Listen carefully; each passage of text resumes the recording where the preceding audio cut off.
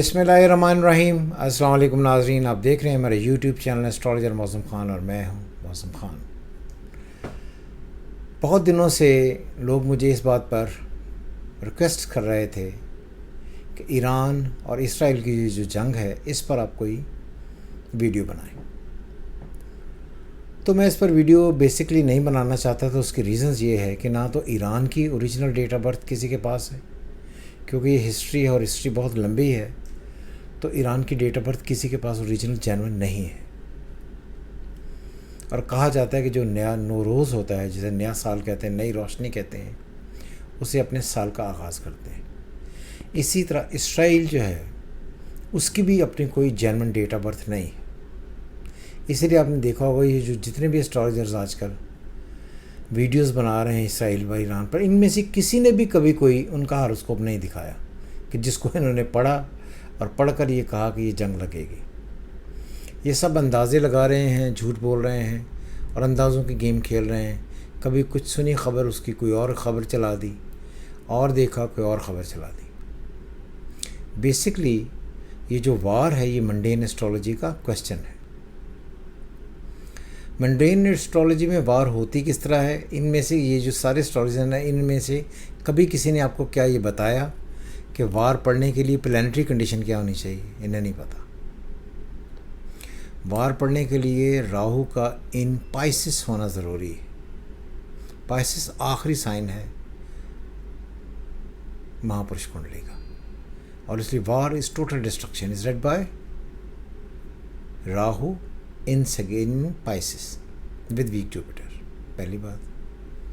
दूसरी बात यह है कि जब बहुत बड़े प्लैनेट्स अपने घर चेंज करते हैं तब ये, और ये जो वेस्ट वाला साइड है, वेस्ट वाली सारी साइड को डील करते हैं तीन planets, moon in cancer, Saturn in Aquarius and Saturn in Jupiter, Saturn in Capricorn.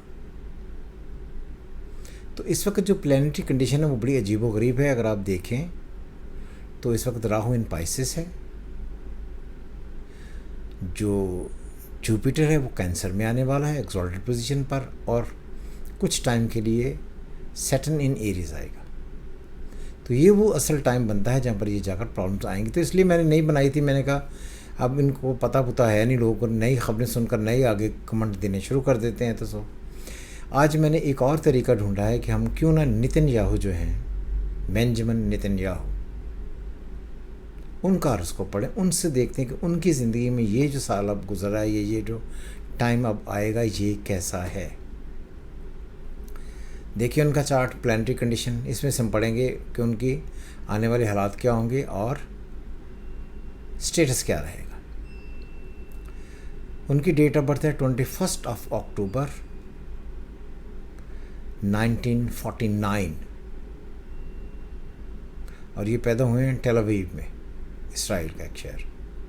Planetary condition, Sun in Libra, Mercury in Libra, Moon in Libra and Ketu in Libra. Venus third house में in Sagittarius. Jupiter is in Capricorn. ये बड़ी interesting बात है कि Jupiter in Capricorn है। Jupiter in Capricorn with weak Mercury fall में होता है। Rahu in Aries again is in fall. Mars in Leo, Saturn in Virgo. ये प्लानिटरी कंडीशन है। तो ये जो प्लानिटरी कंडीशन है ये देखने में बहुत ही अच्छी है, और इन्होंने अगर देखें तो अपनी सारी ही ज़िंदगी में बहुत साल बहुत राज किया है।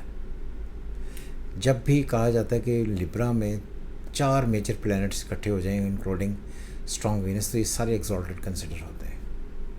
तो इसी वजह से इनको एक बड़ा आदमी बनना ही था। अब बात है कि इस वक्त जो मामला चल रहे हैं ये इनको किस तरफ लेकर जाएंगे। इनका 10th हाउस बनता है कैंसर, ये याद रखिएगा। 10th हाउस का लॉर्ड मून 10 से उठा और पहले में चला गया, जहाँ पर जाकर वो केतु के साथ बैठ गया, और उसी महीने वहाँ पर सैटर्न भी इकट्ठा होकर एरीज में आ जाएगा। इनके लिए जुलाई, विच इज़ जुलाई अभी आ रहा है, विच इज़ 22 जून के बाद जुलाई शुरू होगा 2025 का। ये साल इनकी ज़िंदगी का द मोस्ट ह्यूमिलेटिंग, डिस्ट्रक्टिव, इज़्ज़त गवा देने का, सारा अपनी ज़िंदगी की कमाई और स्टेटस गवा देने का, और काफ़ी सारे इस बात के चांसेस हैं कि इनकी रेपुटेशन बहुत शदीद तबाह हो जाए। और ये बात भी याद रहे कि जब भी, गौर से सुनने वाली बात है, कि कोई आदमी किसी भी एक मुल्क का हेड बन जाता है तो हेड जो है वो बढ़ा जाता है सन से। सन जो है इन लिब्रा है, जिसका अल्टीमेट मीडिएटर बनता है वो जुपिटर बनता है, जो जाकर फिर अफ्लिक्टेड है। तो आई थिंक कि कहीं ना कहीं इसराइल इस वक्त इस 2025 में टोटल डिस्ट्रक्शन और हार की तरफ जाएगा। जो नेतन्याहू हैं, इनकी रजीम नहीं रहेगी, इनका इक़्तिदार नहीं रहेगा, इनका दौर नहीं रहेगा, और 10th हाउस डैमेज होने की वजह से दुनियावी मामलात में इंसान को ज़िल्लत बर्दाश्त करना पड़ती है।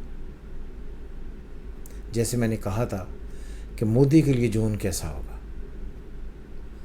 फिर उनका एक जहाज़ गिरा, उसमें भी मामलात और ख़राब हुए। हर एक बढ़ता हुआ वक्त मोदी के लिए परेशानियां क्रिएट करता जा रहा है। और लकीली इनके हारोस्कोप में जो असेंडेंट लॉर्ड है, सन मून दोनों का असेंडेंट लॉर्ड है वीनस से इस वक्त 8वां घर, 6th and 8th, बिल्कुल एग्जैक्टली मोदी की तरह तबाह बर्बाद होने वाला है। तो यह देखिएगा कि जुलाई में जो बहुत शदीद किस्म की प्रॉब्लम्स क्रिएट होंगी, और नेतन्याहू का वो स्टेटस, वो दबदबा, वो रुतबा, वो एक जाली वक़ार जो कायम किया हुआ था कमज़ोर मुल्कों पर, वो नहीं रहेगा।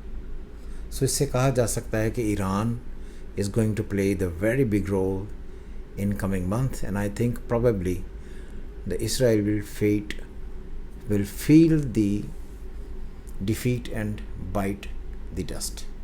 So the worst time is about to start.